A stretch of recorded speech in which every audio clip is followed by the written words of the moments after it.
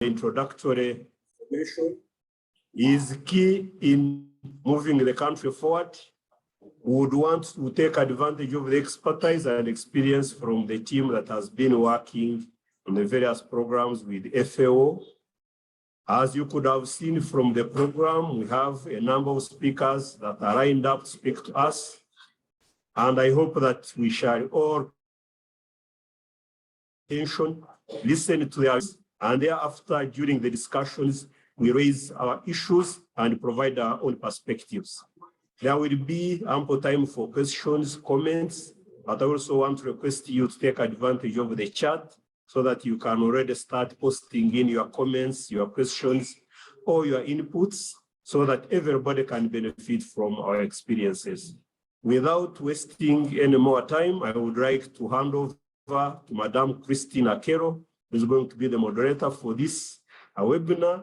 She will take us through the various sessions. She will also lead us through the discussions, and we shall come back at the end as the Water Resources Institute to close this webinar and give you perspectives on how we are going to progress in the coming months. Thank you once again, Food and Agriculture Organization. Thank you very much for being a good partner to us. And I want now to hand over to Madam Christine to take us through the subsequent sessions. Over to you, Christine. Thank you.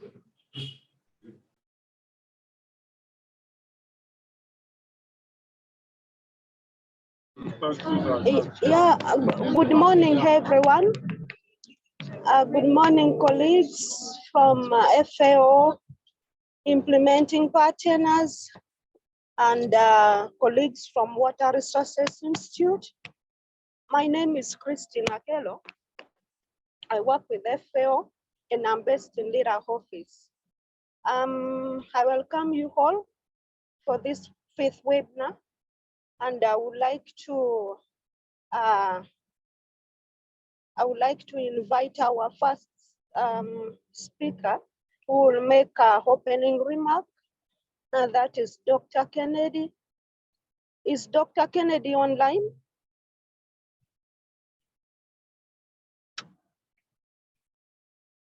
Is Dr. Kennedy on the call?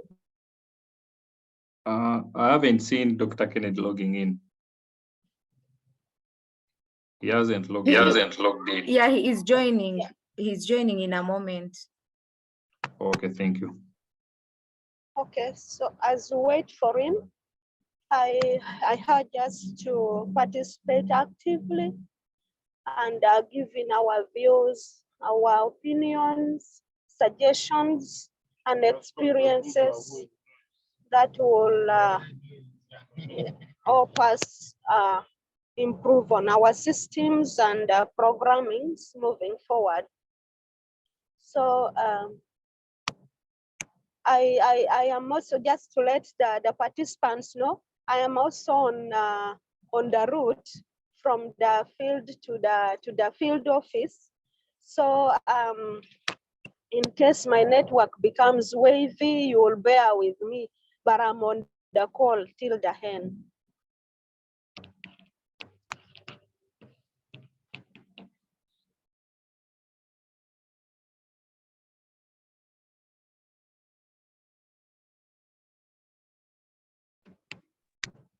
Christine, in case Dr. Kennedy is not yet ready, we could probably go to the next session and then he can make remarks when he's able to join. Probably you can check. Let me check. He's not yet in. And Dr. Emmanuel Ziwa is also not yet in. Rosmita, can you give us an opening remark? Can you give us an opening remark as we wait for Dr. Kennedy can later chip in and as we are on the call, but for now, can you give us an opening remark and then I go on to invite David?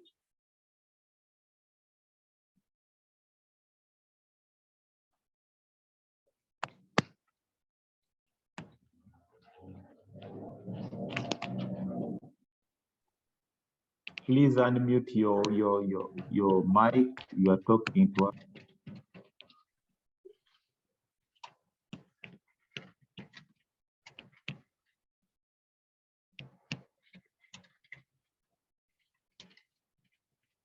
Rosmita, we are not hearing you. Unmute your mic, please. Rosmita, you muted. Let me just give her a call. Probably she's not aware that she's muted.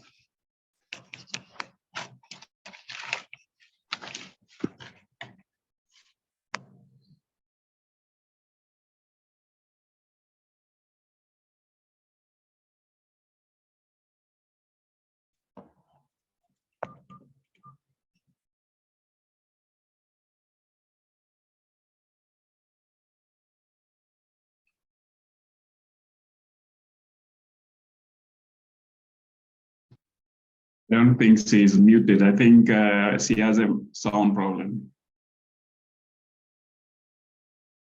Because she looks not muted. So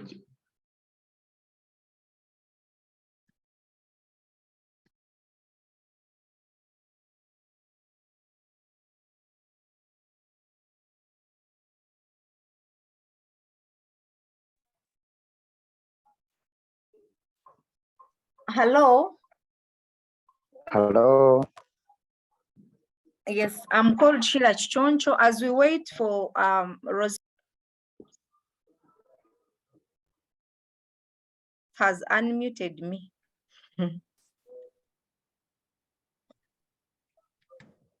Yes, Hello. Sheila, you can go on. I didn't notice that you were on the call. You can go on. Yeah, it's fine. So I would like to convey the opening remarks from FAO, and we shall get the official opening remarks once Dr. Kennedy joins the call.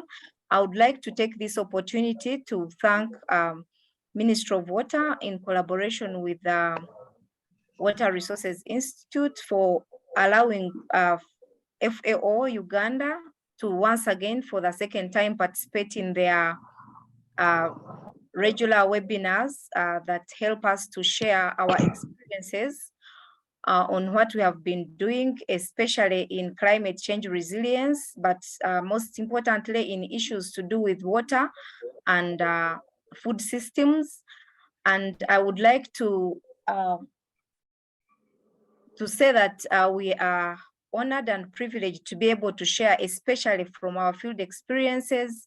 And for today's topic on the FAO, on the water and energy food nexus, we would like to share our experiences as FAO from the field, especially from the cattle corridor, on what we have been doing, and from the previous, as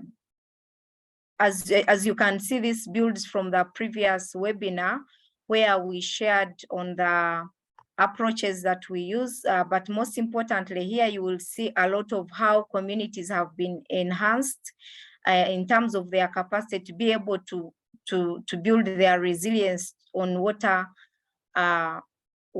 conservation and agricultural productivity.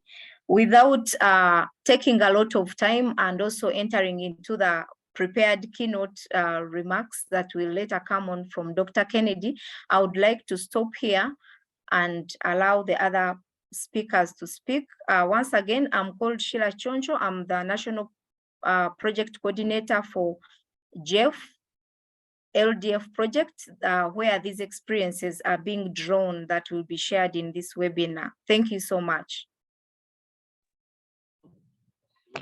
Thank you so much, Sheila. I take this opportunity to welcome David, the field office coordinator and the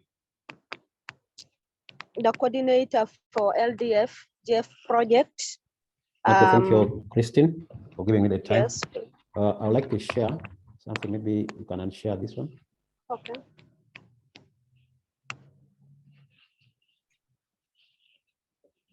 Can you unshare what is on the screen?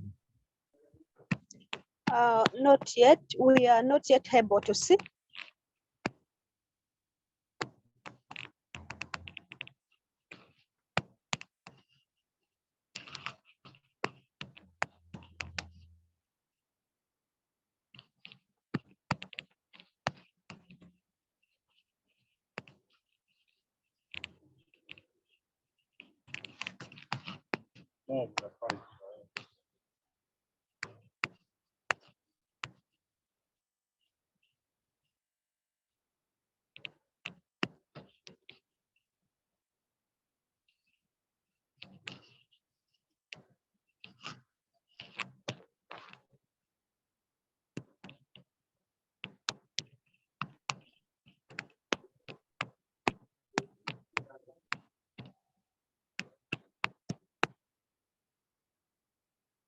David, we can't view your screen.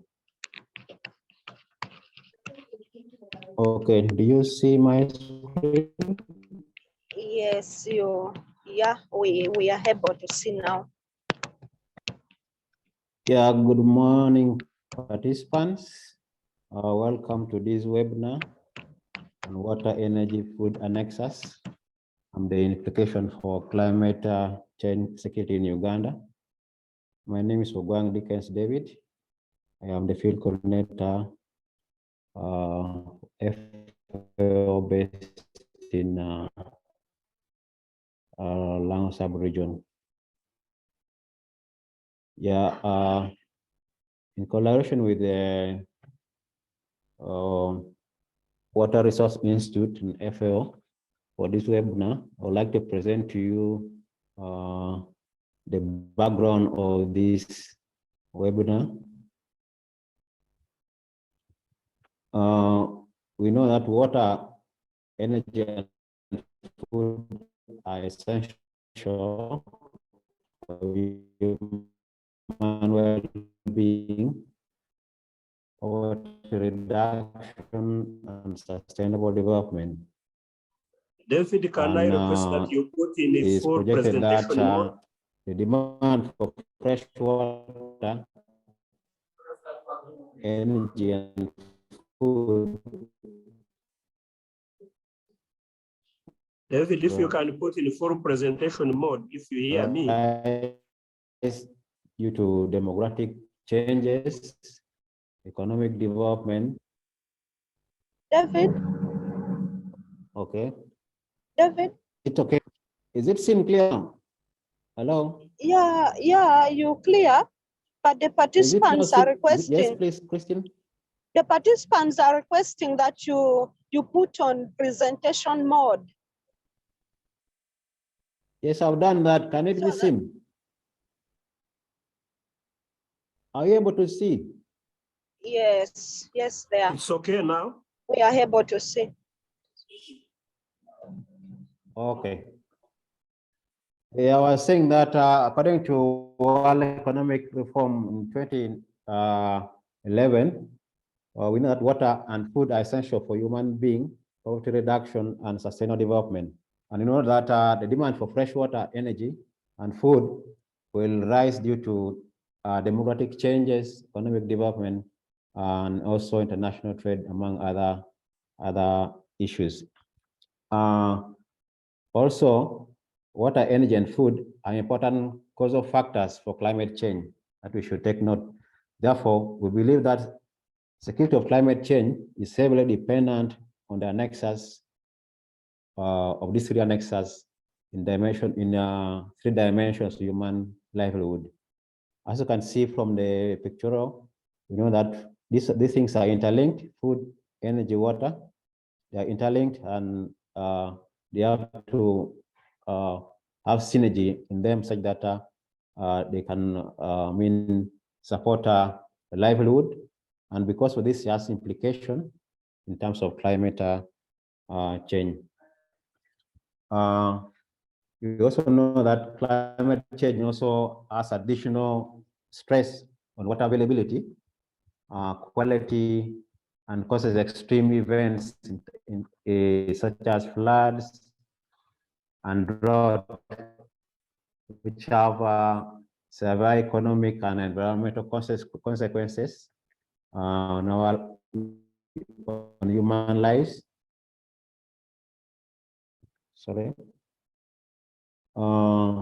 Therefore, actions to mitigate and adapt to these climate changes and variability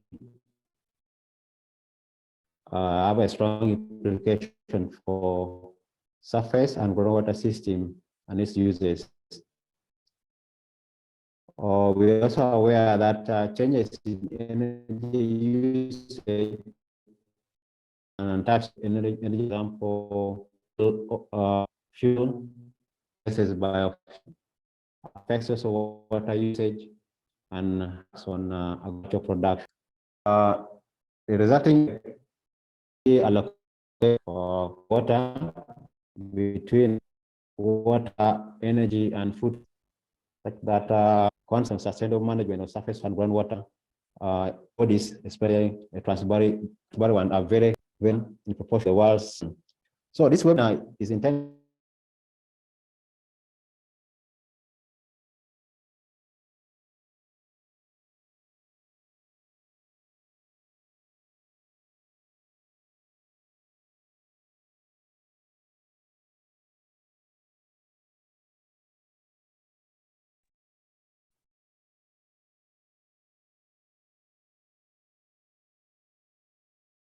So let me share my screen. Network is jumping.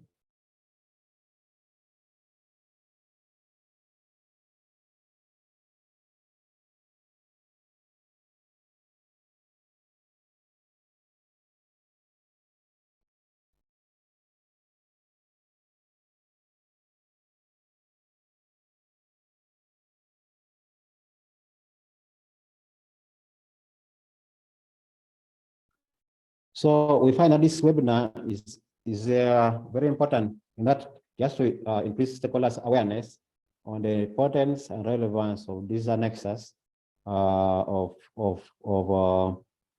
water and energy and food and its implication on climate change security in Uganda. I also would like now to present the field experience in relation to the project we are implementing in the framework of integrating climate resilience in the agricultural sector in agriculture and pastoral production in Uganda through a farmer field school approach. As you can see, this project is being supported by Global Environment Facility and is being implemented in 13 districts in the Cattle Corridor. In terms of energy, we find that there are challenges in that in most cases people use the 3-stone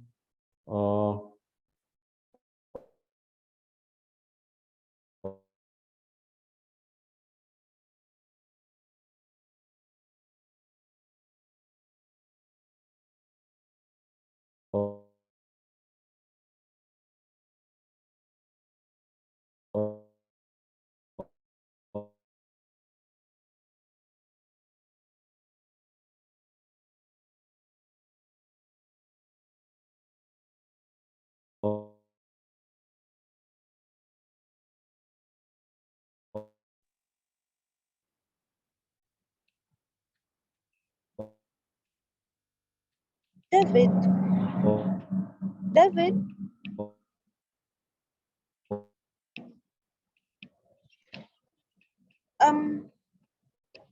David, your network is a problem.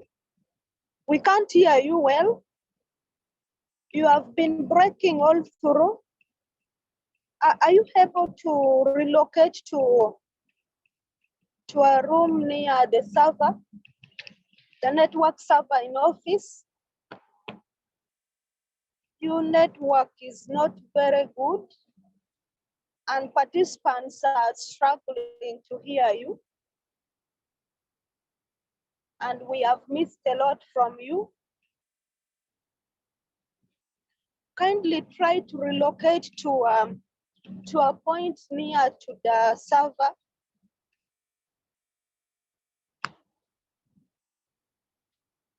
Or else you could as well hotspot from your phone.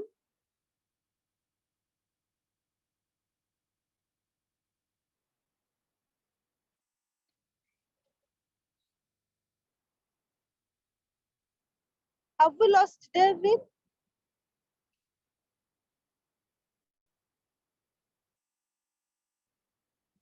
Yes, we've lost David, but what I know is reconnecting. Let me just call him to try other options.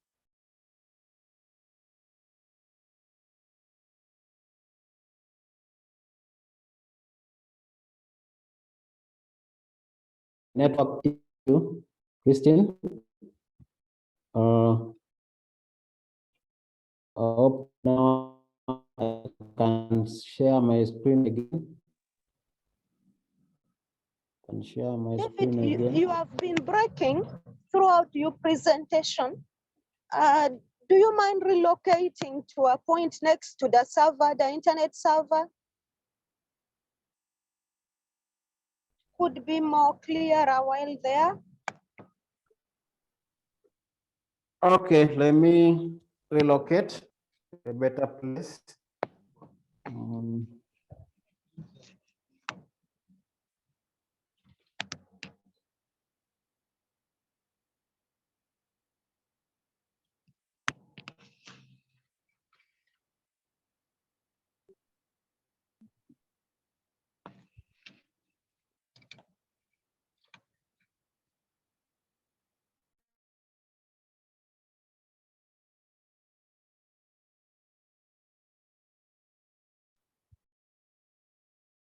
So Christine, can you hear me now? Yes, we can hear you very well. Okay, I've relocated. So I think in terms of energy, the community have been using the cook stove, the 3-stone cook stove, and they have a lot of challenges in that they can use a lot of firewood. It's unhealthy, it also produces a lot of smoke, and also leads to the environmental degradation in terms of cutting of the trees. So the project has been promoting use of improved energy cook stove, like this one you can see here, and also planting of the woodlots by having tree nurseries that they establish in the community, that they can plant trees in the degraded areas.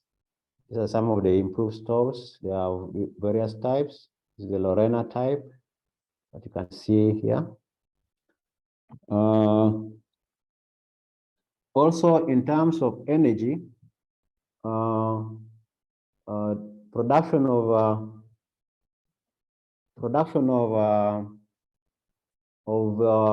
crops becomes a challenge in that people maybe have to irrigate. So we are also promoting use of irrigation facilities. For example, you can see here use of the solar pump that they can use for watering the vegetables. Here they're using it manually, but promotion of this solar energy, solar irrigation technology can help in pumping of water, which is in terms of energy is also key. Here also they're using generator for pumping water such that they can water the livestock and also the plants. As a result, you can see there is now also improved production of crops in terms of using irrigation facilities. I can see the production of tomatoes. This was in some place called Amolata. Although a challenge would be here in that use of the diesel engine or petrol would also be a challenge. So a synergy between these would be key in terms of producing food, but also using energy for production water. In terms of water, you find also that one of the approach we're using is a watershed management approach, where watershed is a surface area that collects water and have a one common drain-off point. Here, this place is degraded. People cut off trees, the place is desilted. But now you can see some improvement being done in that they are now trying to open the channels. They will be planting trees and also desilting the dam such that they can use it for water for production. And also they are develop the watershed management plans. So these are the degradations that you find in this watershed, which we see that it has reduced the quality of water and also the availability of water. Here, this is a dam that is constructed, but water becomes now scarce during the dry season as a cause of climate temperature. So here they're digging a well so that they can use it for production of crops. So you find out the synergy between these is very, very important.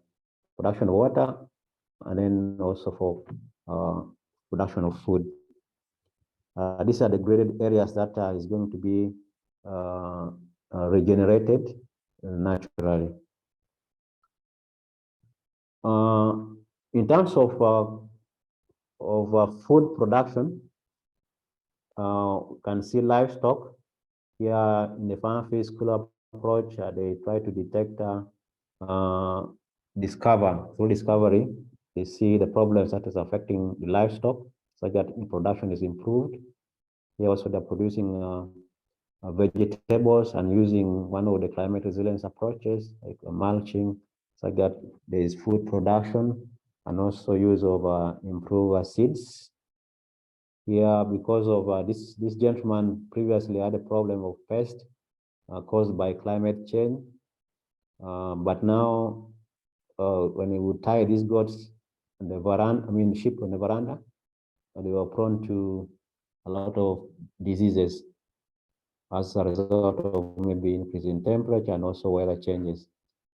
But now constructing a sheep house such that now they can be shielded from those effect of weather. Not only crop production, but you can also see as a way of diversification, they're also going into poultry production such that they can be resilient in terms of production. Yeah, further to this is also farm field school doing that study in terms of crop in this location, such that they understand which varieties they can adapt to. Here they are producing green grams in one of the locations in the project area. This is also beans that they're studying. This is production of maize and also cassava, because these are all for food security, and also having varieties that are drought tolerant in terms of climate resilient. Not only production of crops or livestock, but also it affects also pastures in terms of, in a way that during the dry seasons, right now there are no feeds for the livestock. Like in this place is really dry, and now there are no feeds during the dry season that they can use, the animals can use to feed the animals, livestock and goats. But now the intervention is there now to have improved pastures that are resilient to the area. Like here, the planted pastures, they can use it to making of hay or silage, and they feed the animals during the dry season as a means of getting resilient. I'd like to acknowledge Jeff, that is funding the project, and also our partner, Water Resource Institute, for this webinar, such that stakeholders are aware, and then government of Uganda. Of course, also not forgetting our partners that are supporting the implementation of this. So this is the background that I wanted to give as a field experience, but then we will go now deeper into understanding most of the nitty-gritty of these activities. By, we have signed a letter of agreement with Grassroots Alliance, GARS, that is in Karamoja, Katakordo, Napak and Abim. So I would like now to have them now give us a deeper analysis of what is being done in terms of the project and field situation. Thank you very much, Christine, and listeners. Thank you so much, David. though at some points you were breaking, but I'm going to summarize to the participants what you have been talking about. Thank you so much for the elaborate insights on the background of the webinar. You were able to link today's theme, which is water, food, energy nexus, to the project approaches, the objectives, and the activities, successes realized in trying to build community resilience on food, water, and energy access and utilization under the LDF project. Thank you so much. As you put it clearly, the nitty-gritty and the deeper dive will be handled by the implementing partner, one of them that we worked with under this project. And before we invite Ambrose to take us through the deeper dive of the successes and the activities that they undertook, I would like to invite Dr. Kennedy, who is already on the call, to give us his opening remarks, and then bless us all through this proceeding, and then we can go on, move on with other agenda items. Dr. Kennedy, you're welcome. Yeah, thank you, Christine. For now, I will leave off my camera just so that I can have I can be more audible. Christine, thank you, and also David, thank you for your presentation. I would like to welcome all of you. I understand. Okay, now we are about 82 participants. I would like to. I understand that not all of you are from Uganda. Many are outside the country. I would like, on behalf of FAO, on behalf of our representative, Dr. Antonio Querido, to welcome each and every one of you to this webinar series that we are organizing in partnership with the Water Resources Institute and the Ministry of Water and Environment in Uganda. Thank you all for coming indeed. The topic for discussion, water, energy, food, and nexus, and implications to climate change security in Uganda, of course, cannot come at a more crucial time than this. Water, energy, food, of course, all of you know, these are our everyday need. And water, energy, food are also what we do every day, either directly or indirectly. Now, this particular topic that I said is quite timely and also crucial with the changing time. As many of you know, the pressure on and demand for water, energy, and food are increasing all over the world. They are increasing rapidly, or they are increasing due to rapid growth of population. We're also having human migration within countries and across countries. Urbanization is increasing. Also, socioeconomic growth that is occurring across in Uganda and across the continent and in different parts of the world. Of course, the intensification of food production to match with the growing population. And the big elephant, the climate change that is impacting all of us. And we also know that, I think from FAO statistics, we do know that globally, agriculture is responsible for about 70% of total freshwater use.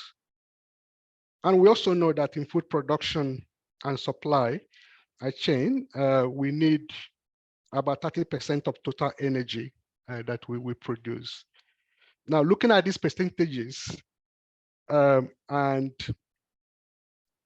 you can see that water is very crucial. Energy is equally crucial. Now, when we talk about the nexus of these three components, or if you may like call them systems, water, energy, and food systems. As far as the science of it goes, it's something relatively new, I would say, if you allow me to say that. New in the sense that we started talking about it in a more organized way, or in a more scientific way, I think since the 1980s, when it originated from the United Nations University during the program they have on food energy nexus. That was 80s, it's not far behind. But of course, in practice, we may have been, of course, doing things. In practice, as I said, we've been, growing, we've been having food, energy, and water from time immemorial. But as an organized discussion about the nexus, it started in 1980s and gained more impetus, I think, in the 2000s, especially when it was launched during the World Economic Forum in 2008. And it has grown since then. So there is still a lot for us to learn and understand about this nexus. But the importance of it, of course, is highly recognized, but how best we do it in practice is still something that all of us are still grappling with, and all of us have questions about. Of course, in essence, when we talk about the nexus, we are simply looking at where and how food, water, energy systems, where they interconnect. So what is the common point of these three systems? What is the common point and how do they connect? So that is the crush. That is the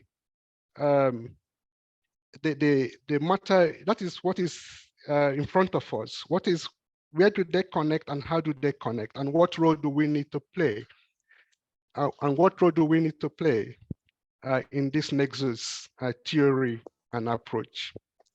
And I'd like to also emphasize that while that central point of connection among these three elements are crucial, especially for sustainability, but what happens between the systems is also important.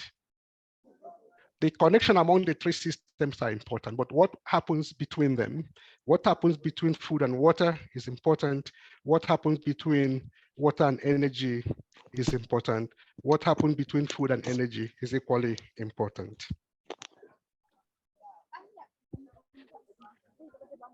Now, I think for our discussion today, we'll be able to understand some of the answers to this question of nexus. How best do we approach it, especially in a more practical way, especially as we go in communities where we work, and also even broadly when we work across countries, across transboundaries, across ecosystems. So I would like, again, to welcome all of you, participants from different places where you are, to this very important discussion. And I'm hoping and wishing that this would be a learning experience for all of us, where we all can contribute to this learning process of having more understanding and also more practical application of the nexus approach, especially in the face of the changing climate. I would like to, of course, thank our guest speaker that will be speaking after me for Mr. Ambrose Tullit, for making time available and putting together the discussion that he's going to deliver shortly. So welcome again, and I wish all of us happy and interesting dialogue and discussion on this very important topic. Thank you. Thank you so much, Dr. Kennedy. Participants, Dr. Kennedy is the team lead for climate change portfolio in FAO. We are so privileged to have you on the call. Thank you for your elaborate, informative background information. We are grateful really for your words. And key to note is that we should, as participants, get to understand the connections between food, water, and energy. And then our roles are really key in ensuring that the three components are synergically implemented in beneficial ways.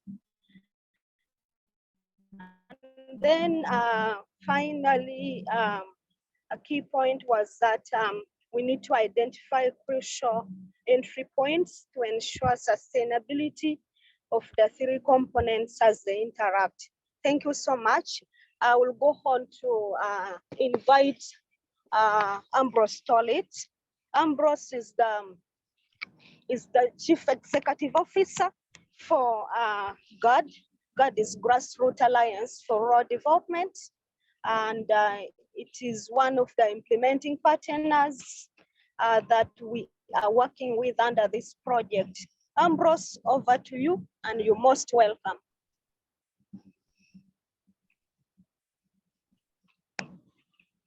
Thank you, Christine. I know we are at the same belt with David. I'm going to mute my video to allow my connectivity to blend very well. I am in Karamoja.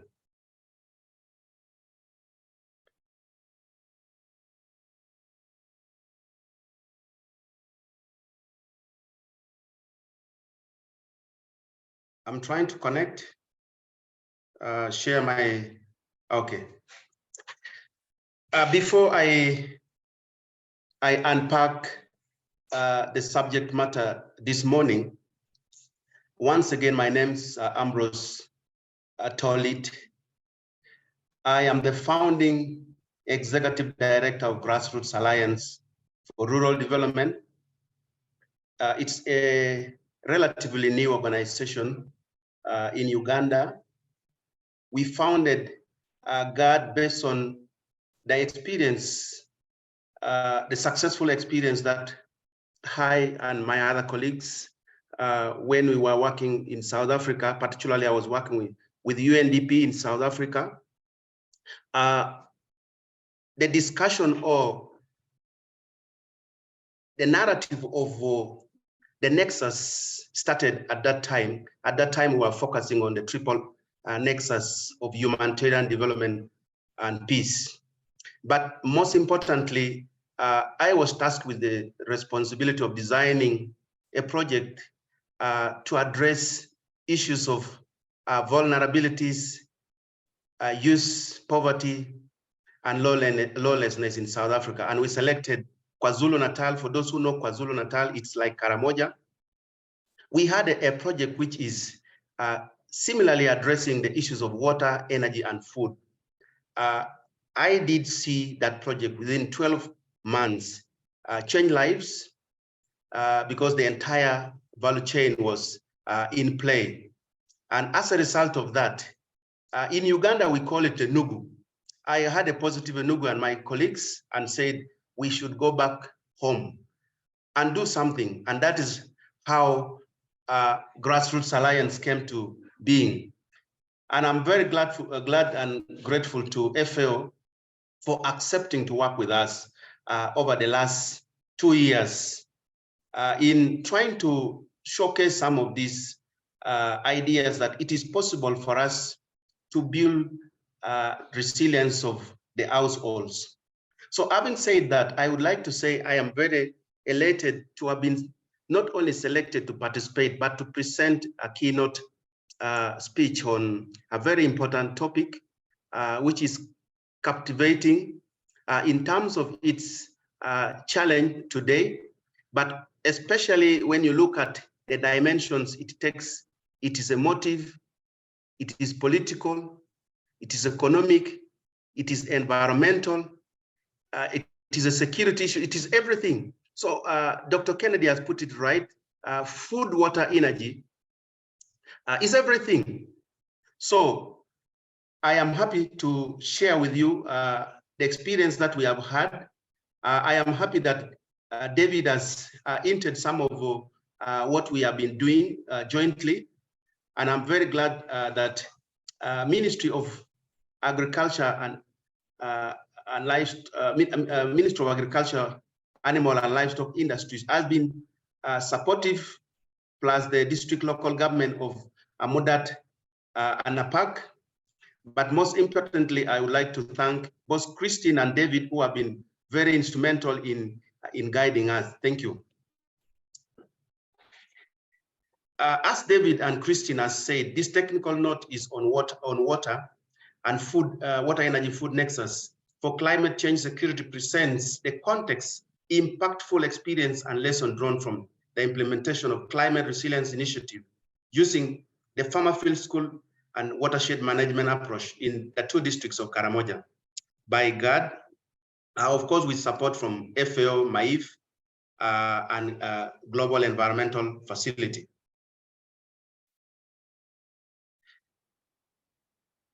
Dr. Kennedy tried to bring a deeper understanding of the nexus, what water, energy, food nexus is. Just as he has said, the provision of water in adequate quality and quantity, affordable and reliable energy service, and food security are key pillars for the development of any country. These 3 components play a bigger role. And also the 2030 agenda notes that access to water, energy, and food for human well-being is essential for economic development. While noting that global projections indicate that demand for freshwater, energy, and food will increase significantly over the next decades, as 60% of food will be needed to feed the world population by 2050. Also, global consumption is projected to grow by 50% by 2035 as a result of population growth and mobility, economic development and international trade and urbanization, diversifying diets, cultural and technological changes, and climate change. That preamble that I've just given makes the nexus, the few nexus, few is the food, energy, and W. So in case I refer to few or WEF, it is used interchangeably to mean food, energy, and water. So the question is, the few nexus approach helps us answer critical questions like how can we provide water, energy, and food for all in a more sustainable, equitable way while preserving the health of natural ecosystem that form the basis of an economic activity. So these are the discussions that we need to further in so that we may program well without compromising the interlink between the 3 nexus. Of course, the nexus approach moves beyond traditional sectoral thinking to achieve overall security and sustainability of all resources. If you look at the traditional sectoral programming or thinking, you find that each of these 3 components, water, you find water is programmed in isolation of energy, and energy is also programmed in isolation of water and food. So the nexus actually is to interlink the 3 in a more systemic way to deliver a sustainable and equitable way else of a system. So it also describes the complex interrelated nature of our global resource systems and balancing different resource users' goals and interests while maintaining the integrity of ecosystem. I would like to give an example while I was working with the UN. There's what the UN call joint programming. While each UN agency have different mandates, or ministries have different mandates, like Ministry of Water may have a different mandate, energy also, and then food also, that is MAIF. So, but there should be a compromise between the three to have a win-win situation where they can further in their interests, but in a joint and coordinated way. And that is exactly what the nexus is all about. So under the few nexus approach, interlinkages, synergies, and trade-offs are analyzed, just as I've said, with the aim of identifying solutions, fostering water, food, energy security and efficiency, and reducing impacts and risk on water-dependent ecosystem. So as you are aware, our ecosystem is dependent primarily on the three. The three work in harmony. They don't work in isolation. This is because water is very important in agricultural production, forestry, and fishery. The entire agri-food supply chain used to produce or transport energy in different forms. So similarly, 30% of total global energy, according to FAO, is required in food production and supply. So you need energy to have the food. Sorry. Now these are some of the interlinkages. So you find that water and plays a key role in energy production, plants and in growing plants for biofuels. Equally, energy is required to process and distribute water to pump groundwater for irrigation. So you can see the link between water and energy. And what about water and food? Water is a key cornerstone for the entire agro-food supply chain. Conversely, agricultural intensification impacts water quality.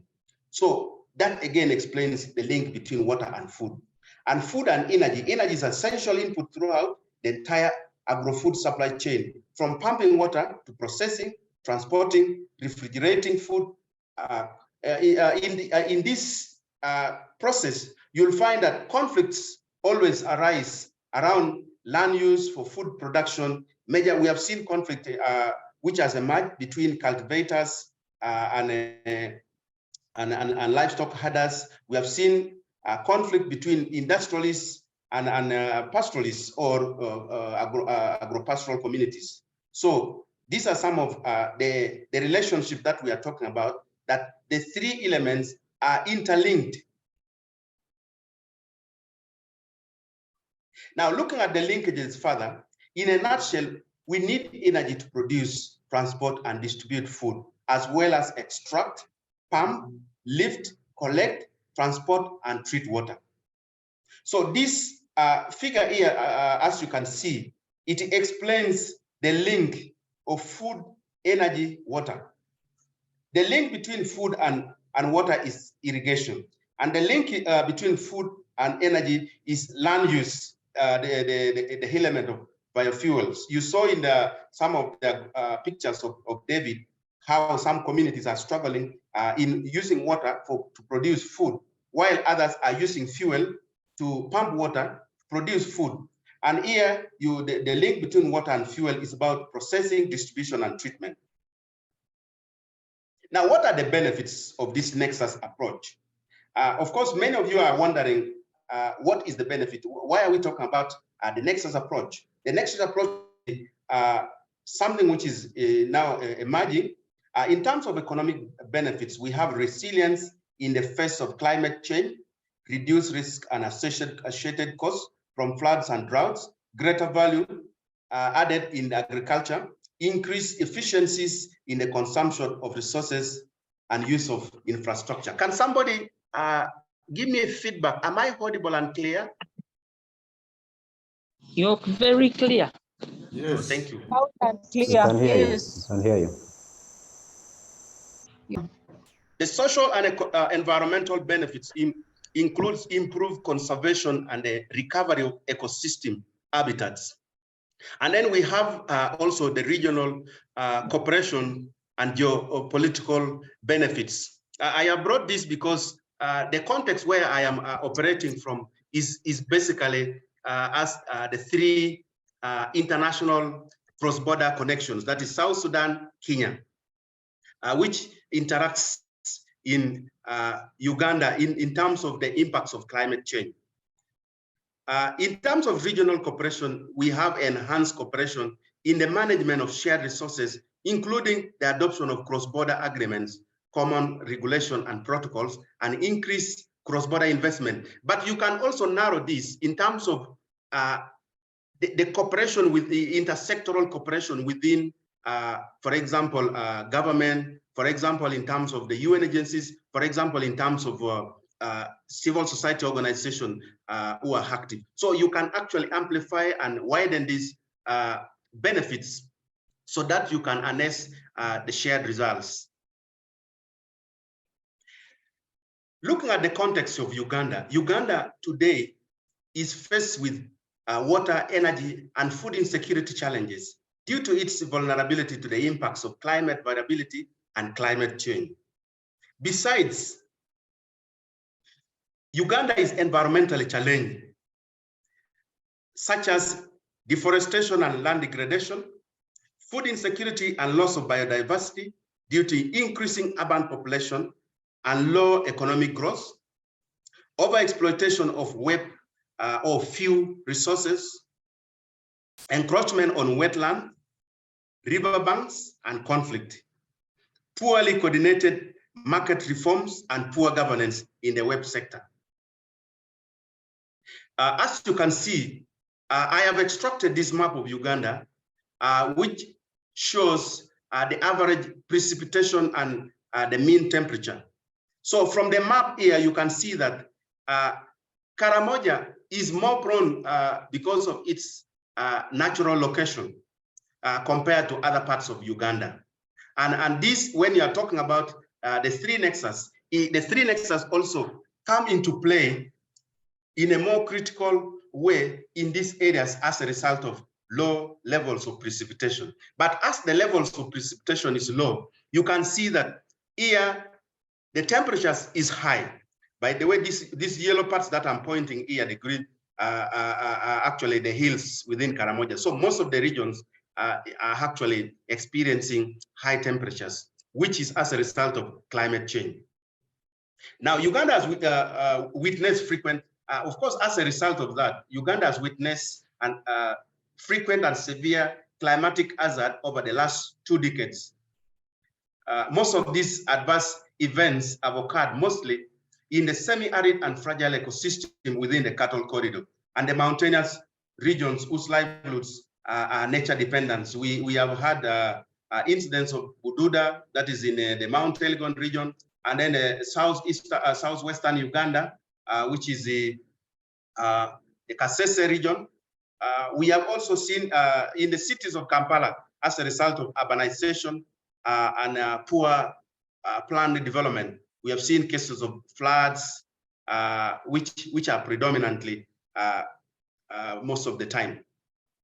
In terms of web indicators, as you can see by the way where Uganda stands from this website, it shows that Uganda has an average web that is access and availability index of 52.9%. Some people may argue that it's not very bad, but in terms of ranking, we about 143 out of the countries that have been assessed. In terms of water pillar, you find that water, we are only at 44.5%. Energy pillar is 66.2%, and food is at 47.9%. What is the implication of this? In terms of the overall sustainable development goal, you find that these three nexus or our ranking here has a significant impact in sustainable goal number 2, goal number 6, and 7. Consequently, the physical and economic access of water, energy, and food in some parts of Uganda remains very low and often varies widely depending on context. The context can be urban or rural, high altitude or low hill areas, close proximity or remote and isolated areas. The case in Karamoja, an arid region, is to water, energy, and food, which is compounded on an annual basis by climate change due to its dependence on rain-fed agropastoral production system. Last year in Karamoja, we had a high hunger situation in Karamoja where we lost over 1,000 people. And this year we are most likely going to see a worst case scenario as a result of the factors of last year, which were not addressed. Karamoja region consists of 9 districts. For those ones who may not know, it in the northeastern part of Uganda, it has the district of Abim, Amodat, Kabong, Karenga, Kotido, Moroto, Nabilatuk, Nakapiripirit, and Napak. Karamoja region commands an income poverty of 66%. This statistic, by the way, increased by 5% from 2017, and food poverty at 75%. This one also increased by 5%. This is according to Hubos. Food insecurity is a major and ongoing challenge and heavily reliant on natural resource base, which renders its livelihood activities sensitive to climate dynamic. So anything that regards climate change security, it has a negative and immediate impact in the entire ecosystem of Karamoja. So recurring drought, flash floods, and prolonged dry spells, including unpredictable rainfall patterns, already exist. As we talk, rain just started recently in Karamoja, and sometimes when this rain comes, you even sometimes wonder that why should God really hold all this water and bring them at the same time? So you find that this water, which should have been distributed from, let's say, February, March, April, May, you find it is brought in 1 week. All this water comes in a flash way. So you find the whole place is flooded. And again, drought comes. So the water which you thought would change things is gone. So additionally, climate variability and climate change undermines the already constrained limited resource Karamoja and its development. On my left, which sometimes is on your right, you can see that Karamoja has this livelihood zoning. This is the courtesy of FAO work. You can see this is the pastoral belt, which is the driest in most cases, bordering Kenya, Turkana, and the Pokot. And then you have the agropastoral belt, which is in the middle. And then you have also the agricultural belt, which stems right from the Kidepo Karenga up to the part of Nakapiripirit, just bordering Acholi, Lango, Teso, and part of Sebei. So many rural communities in Karamoja face major difficulties. So as a result of that, that background that I've just given, you find that many communities in Karamoja face more difficulties in meeting their basic water, clean energy, and healthy food needs. They often struggle with low agricultural productivity, constrained access to water, lack of modern energy services, and high exposure to multiple natural hazards. Some of them I've not mentioned. Moreover, historical stereotypes have often led to gross neglect and mismanagement of Karamoja opportunities, needs, and concern in formal policy and decision-making process. In most cases, I like the change today in Uganda. It used to be, we shall not wait for Karamoja to develop, but today is, we shall not allow Karamoja to develop. So that is what is taking place in Uganda today. I'm not going to say more. Why does Karamoja matter? Traditionally, among the Karamojong, women and girls carry the entire household and community workload burden of providing water, energy, and food, including farming and watering livestock, which are disproportionately dependent on natural resources. Let me give you an example of vulnerability within the vulnerability. First, Karamoja is vulnerable to all this, what we have talked about. But within Karamoja, there are other vulnerable groups, which sometimes I call vulnerability within the vulnerability. For instance, when Karamoja experienced a drought, floods, or increased temperature as a result of climate change, naturally men and women respond in different ways, which sometimes is culturally or socially constructed. While men will migrate to look for pasture for their livestock, normally in neighboring regions, women will stay home to bear the burden of looking for water, energy, and food needs for the entire household. You can imagine. This exacerbates further the already dire situation faced by women and girls. To be a woman and a girl in Karamoja, you need to be very resilient, including amplifying existing gender inequalities. For those ones who are in Kampala, I want to implore you, have you ever imagined why there is an increased number of women and girls in the streets of Kampala compared to men and boys? So these are some of the things when you look at it deeper. Dr. Kennedy talked about migrations. So you can look at it from the migration, you can disaggregate it and look at from the gender, male and female. So it will tell you. Additionally, as noted by Kanda, the interaction of climate change and other existing challenges, for the case of Karamoja, sometimes shape and influence the security and services of fuel system, particularly food supply chain and its prices.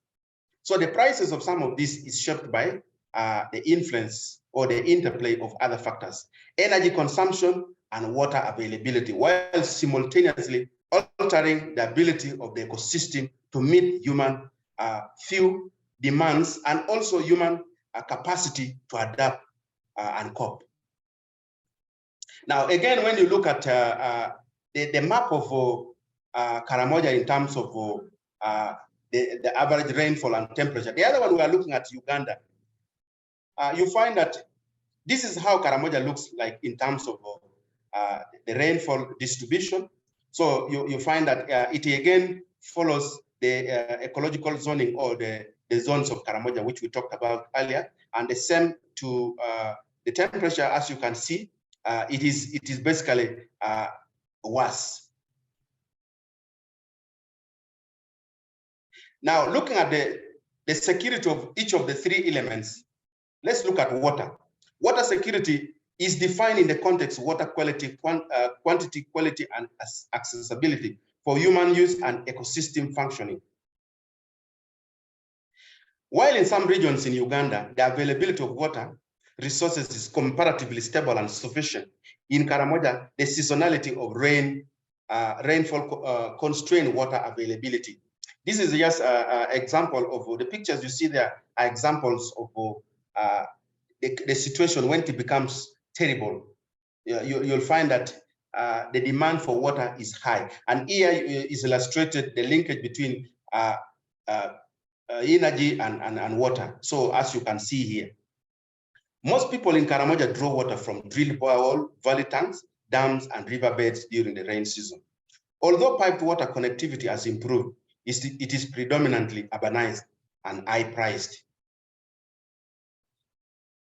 Increased surface water stress due to climate change is predominant in most water catchment areas. In fact, most catchment areas cannot hold water for more than 3 months before drying and completely due to excessive heat and wind. Although government has embarked on the distribution of water infrastructure in the region, the distribution of these water resources dams is non-uniform, with some of the dams concentrated in a few districts and sub-counties.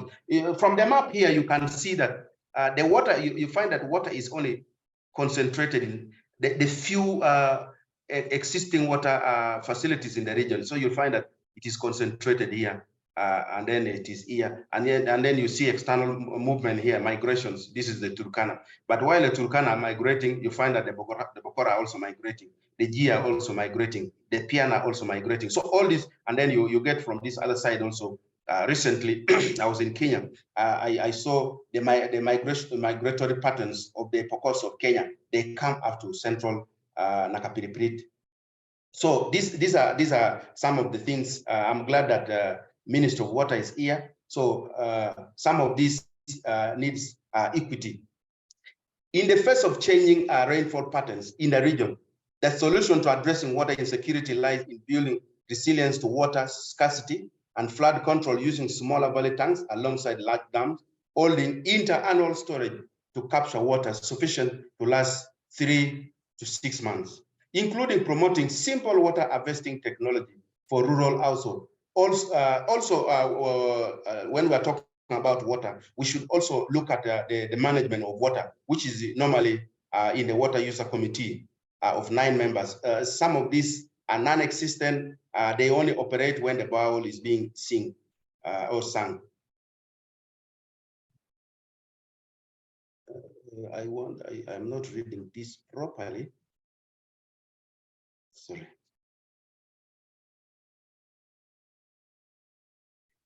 I don't know why my, okay, you in your respective places, I think you can read some of my words are captured. David talked about the watershed management. As part of the intervention, we managed to map out 4 sub-counties to demonstrate what watershed management is all about. It is an approach of soil, water, and vegetation, holistic management approach of soil, water, and vegetation in the watershed area in order to increase agricultural productivity and conserve nature. So in Amudat, we have 2 watersheds which we have developed the watershed plans and also their sessions.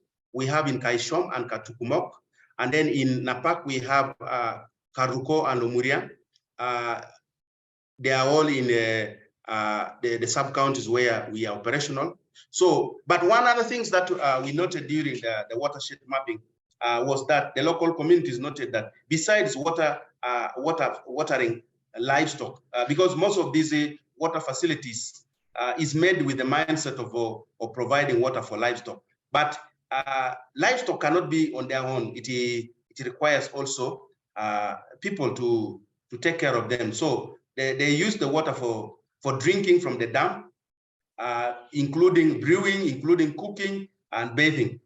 Irrigation is also starting, and fishing in some of the watersheds that we have mapped.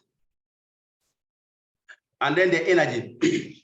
Although rural electrification of most peri-urban centers in Karamoja region has improved in recent years, according to Uganda Electricity Distribution Company Limited, the consumption of electricity has remained significantly low, as most homesteads in the region are not in permanent houses.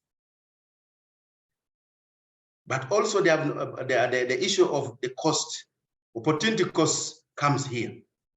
As a result, many rural communities, particularly in the Manyatas, remain dependent on traditional technologies and solid biomass fuel such as wood, charcoal, and crop residue fuels. So as you can see from the picture, the rate at which the environment is being depleted to meet the fuel or the energy needs is high.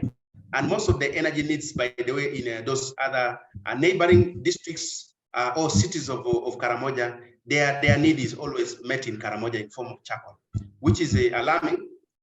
This is a very interesting picture I took one time. According to GIZ, the Karamoja region has many renewable energy resources, bioenergy through biomass and biogas, solar, wind, energy potential that can be used for energy production and provision of energy services. However, the full potential of these energy opportunities and potential in Karamoja to utilize the full, maximize and maximize the full potential of the few nexus is not there.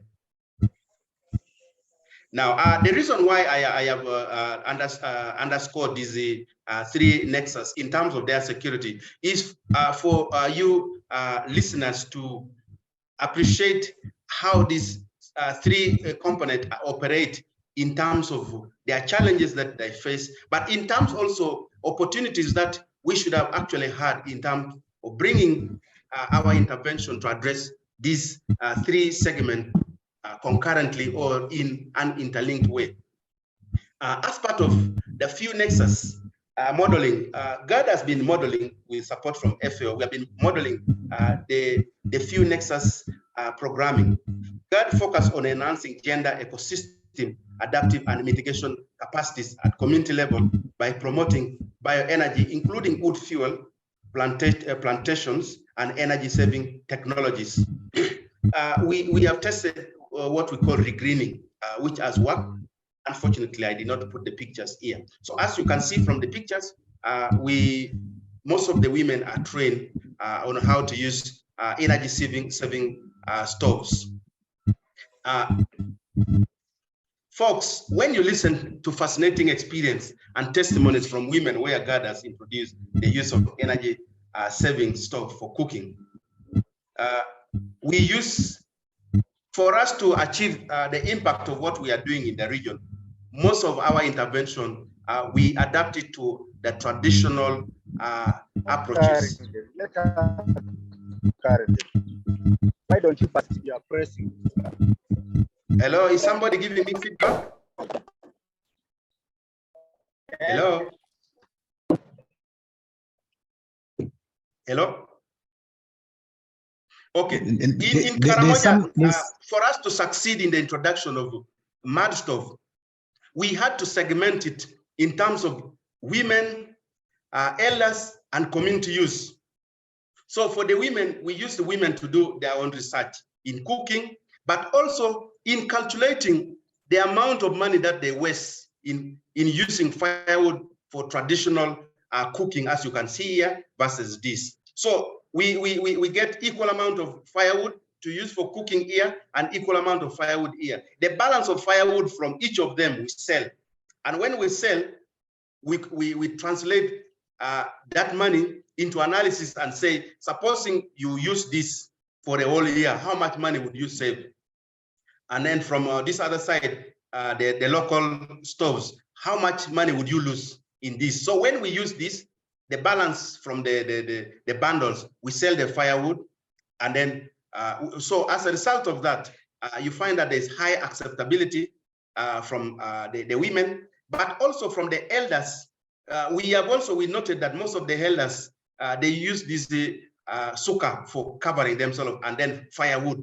So we again improvise the cook stoves for warming. So after a while, we find that the elders have modified their stoves with very thick loam soil. And then at the community level, this is what we realized recently.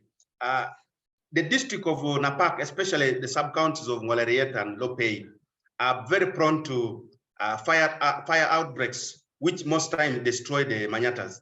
But the whole of last year, we did not record any single fire destroying a manyata, except in Moroto in Nadunget sub-county.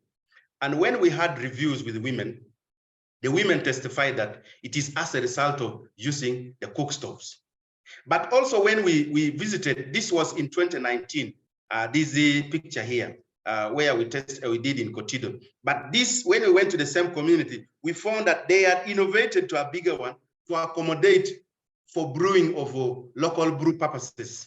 This is how communities can evolve, can innovate.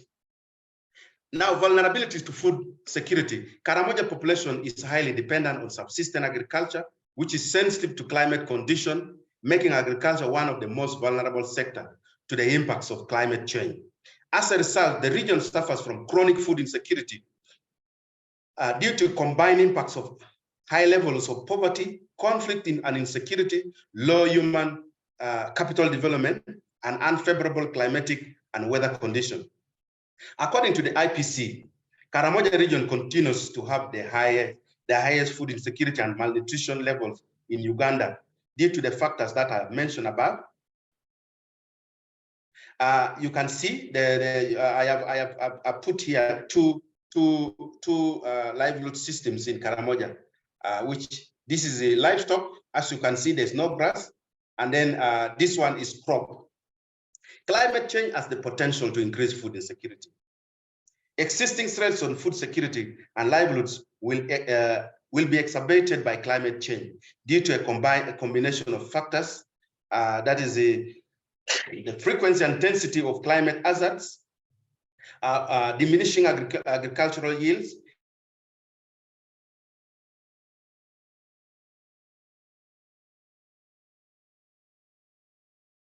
resources. The impact of climate change on food security will lead to new humanitarian crisis, conflict and insecurity, as well as increased displacement. Owing to an increase in extreme weather events and variability of weather patterns, climate change is expected to negatively affect food security outcomes, thus affecting the entire food, energy, water nexus in the region. So when you're looking at all this, you find that one sector or segment affect the other. The absence of the other will affect the other. So in terms of the nexus planning, there is need. Now, how did we model some of these approaches that we are talking about? In 2021, FAO, MAIF, and GAD, with funding from Global Environmental Facility, partnered on building household livelihoods and climate resilience capacities using the farmer field school and watershed management approach in the 2 districts of Amudat and Napar. A total of 50 farmer field schools, the climate sensitive agropastoral farmer field schools, were established using the convergent approach at watershed level. The following impactful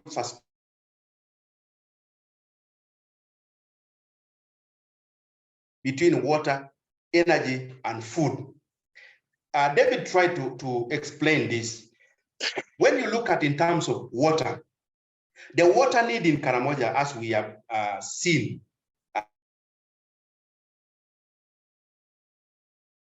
food need. So you find that they are interlinked.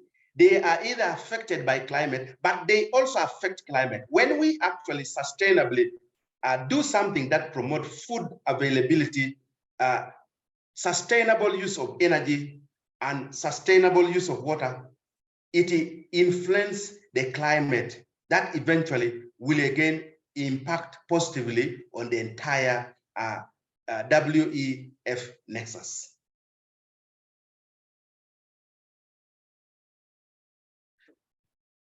In terms of the combination, we talked about water and food. Here we call it water and agriculture. We had our modeling called from crisis to resilience. Women taming the dry lands using bucket vegetable gardening for income. As part of resilient building, GAD through sort of introducing a simple, quick, women-led, labor-saving, and culturally acceptable intervention that could generate at least 2,000 to 3,000 Uganda shillings. That is almost $1 income per week. For us, we wanted to look at how can we influence income locally of that poor woman, of that poor man, of that single-headed household, to at least have 2,000 or 3,000 minimum per week. So quickly, I brought in the idea that we had in South Africa, where we had horticulture as the enterprise that was selected with a well-developed value chain. But here we had to localize this intervention where we do things which is possible. We quickly sort of vegetable kitchen gardening during the dry season as a pilot to enhance household income and nutrition.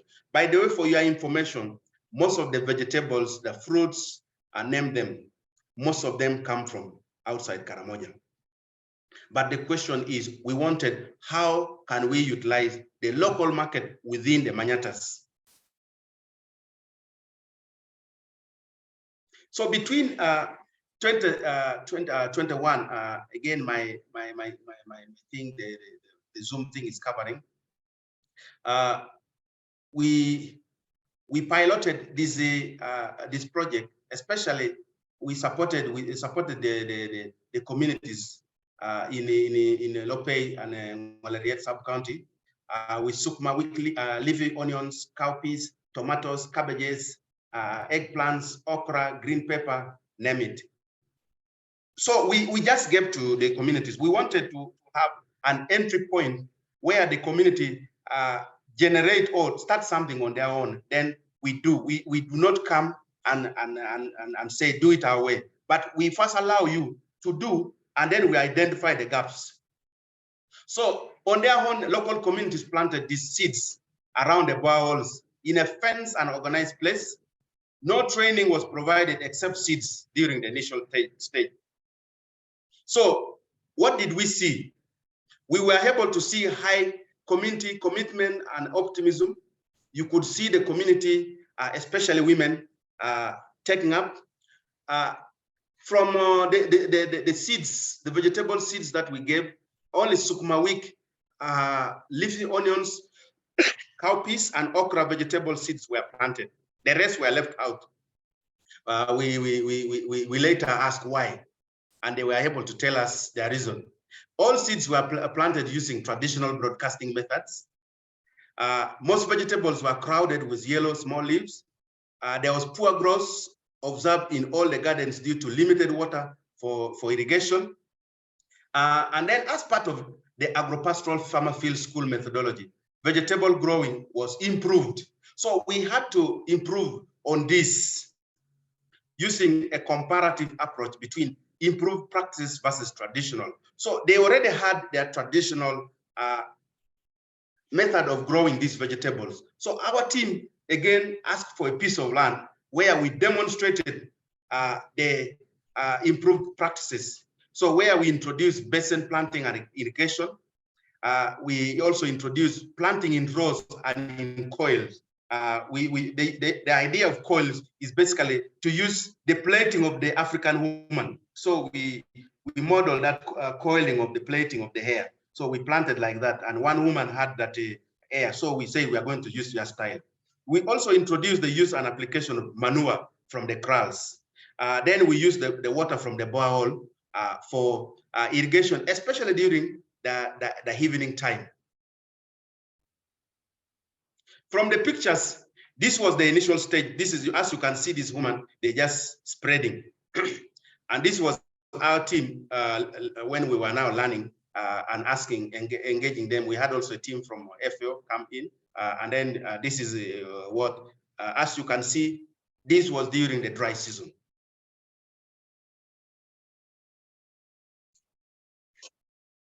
Now, in some other places, in Napak, of course, this approach was adapted with only cowpeas and sukuma being preferred. In Napak, 15 agro-farmer field school. Each farmer field school has like 30 members in this approach, besides other approaches. The vegetable growing for sale during the dry season, where we also did mapping of the markets, and they discovered that Matany Town Council, which has Matany Hospital, was a good area to market some of these. So this is the initial stage where the community, as you can see, it is fence, island fence. In Amudat, 5 farmer field schools selected, and Amudat fortunately has River Kanyangareng, which is a seasonal river, but that river somewhere in some banks as water. So as you can see the pictures here, we have, this is the bucket or basin irrigation, where we have a depression and plant the seeds, and then we introduce this. This is the other one I'm telling you about, like the head of African woman. And this is from here you can see. You can see now from the pictures a change in terms of the practices where some of these vegetables were planted in rows. If you compare these vegetables, you find that the leaves are not the same. Within that context also, we introduced pest management control, where farmers conducted agroecosystem analysis to understand the different pests and also the behaviors of some of these pests. So we also use the locally available pest control material that the communities use. They said sometimes they use ashes, sometimes they use aloe vera, sometimes they use neem leaves, sometimes they use red pepper and tobacco. So all these were fused together, as you can see. These are all local women who were trained. The idea was basically to be compliant with the environment, and this is what was done, as you can see.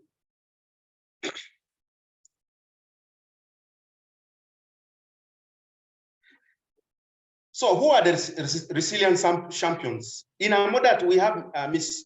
Siamanang adapted the approach in Abokotom. The river was along Kanyangareng seasonal river.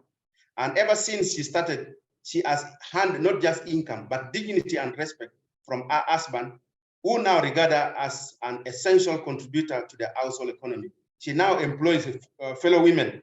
This woman you see here is an employee of this woman. This is the kind of technology that we are using. This is what we have. We have not yet advanced to some of the pictures that David was showing in other parts of the corridor, the cattle corridor, but we shall get there very soon. So she employs fellow women. She also says she has bought 2 goats.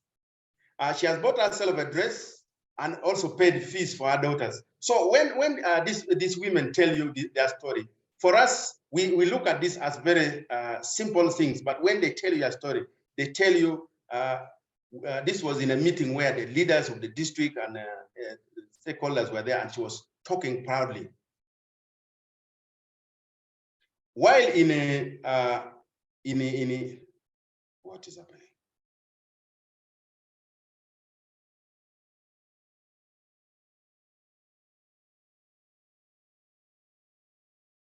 While in Napak in Ngoleriet sub-county, we have Miss Lokai in Narongor village, Naitakwai village, sorry, it is Narongor, Naitakwai parish, Ngoleriet sub-county. This woman here, you see here, specialized in onions. She says in 2022, she used 5,000 after, of course, learning these new approaches to buy onion seeds. She planted our onions on the 30th of June, and during the entire period, she was eating the onion leaves and sold some, which money helped her buy food during the last year's famine. Remember, the famine was between April, May, June, July, up to August. So she was able to use part of the money from the sale of leaves. She harvested 2 basins of quality onions on the 10th of September, that is after 3 months, which she sold locally. Remember, our approach was to utilize the local market. And she sold each of the onions from between 100 and 500 shillings per piece, depending on the size. So she was able to earn 115,000, which is about 45 US dollars, which she says has helped her pay debts, buy more seeds, pay medical bills, and buy food. She plans to focus on onion growing, to buy goats, and to open a big garden. That is our vision. There is a very interesting and wonderful story of this woman. This is Nachap. Nachap, also from Ngoleriet, also the same village, Naitakwai in Ngoleriet. So for her, she specialized in Sukuma week, as you can see from the background. This Sukuma week was basically during the dry season. She used basin planting and irrigation. She had planted Sukuma week in the same field. Okay, she planted Sukuma week in the same field more than twice, using water from the bowl and abandoned manure from the empty kraal. The empty kraal is as a result of cattle rustling.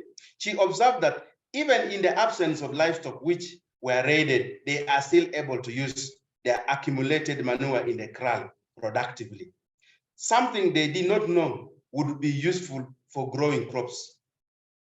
She said they discovered that with manure and little water, crops such as cowpeas can be planted over and over on the same piece of land. She has so far made over 200,000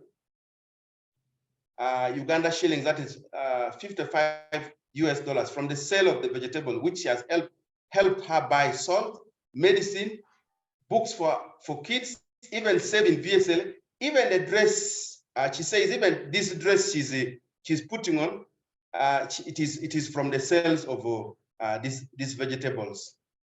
And one interesting thing that amused us was she had a phone. We didn't know she had a phone. My husband, she said, my husband and my co now treat me with respect because I have my own money and a mobile phone. Our problem is insecurity, which limits the use, us to use the borehole late evening, because during the day, we share the same borehole with school children, other community members, and livestock. When the borehole broke down, unlike before, we women who are growing vegetables were able to contribute money and repair the borehole without waiting for the district to help us. That was a very powerful statement from her. Let me conclude, folks. This presentation aims to increase awareness on issues of water, energy, food nexus, and its implication to climate change security in Uganda, with a focus on the agro-pastoral communities in Karamoja. It is evident that Uganda, and in particular Karamoja region, is highly wet, insecure, and impacted by climate change, demonstrated by unpredictable weather with frequent and prolonged drought, which has reduced water availability, energy production, and agricultural use. Other challenges facing the web nexus include political, legal, and institutional factors, and persistent armed conflicts, which undermine the efforts to adapt to climate change. The need to improve water resource governance at community level, as well as the utilization of renewable energy and adoption of efficient irrigation system, rainwater harvesting, and improvement in water supply and energy infrastructure, climate smart energy technologies, and climate smart agricultural practice is a game changer for the region. Finally, it is my recommendation that modeling the web nexus requires empowerment and strengthening the capacity of vulnerable, marginalized groups.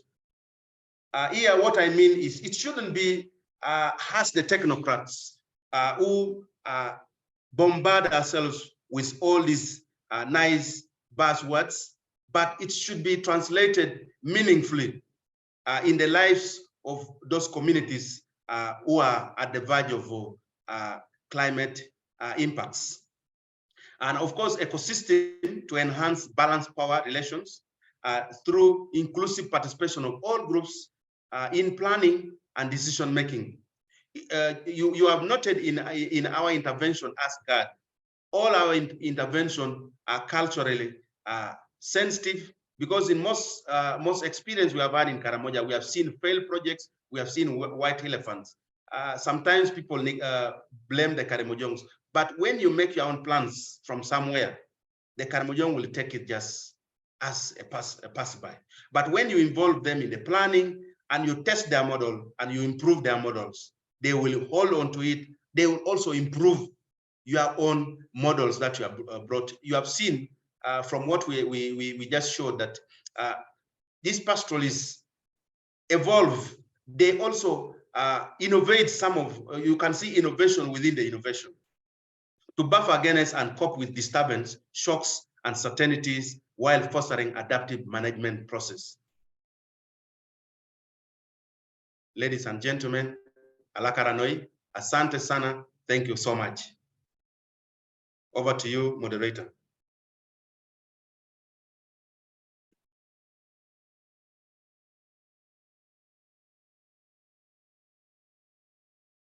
Moderator, I have concluded.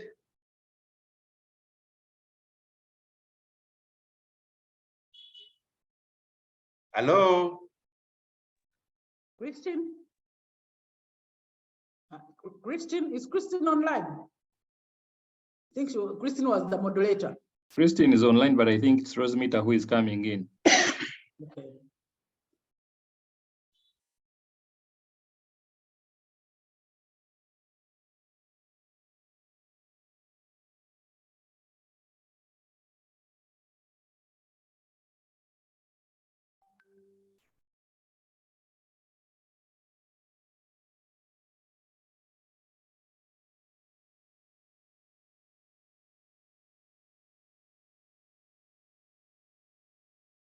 I think Christine is traveling.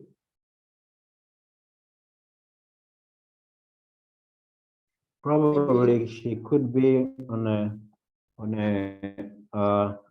where the network is not okay. We want to thank God for your nice and elaborate presentation.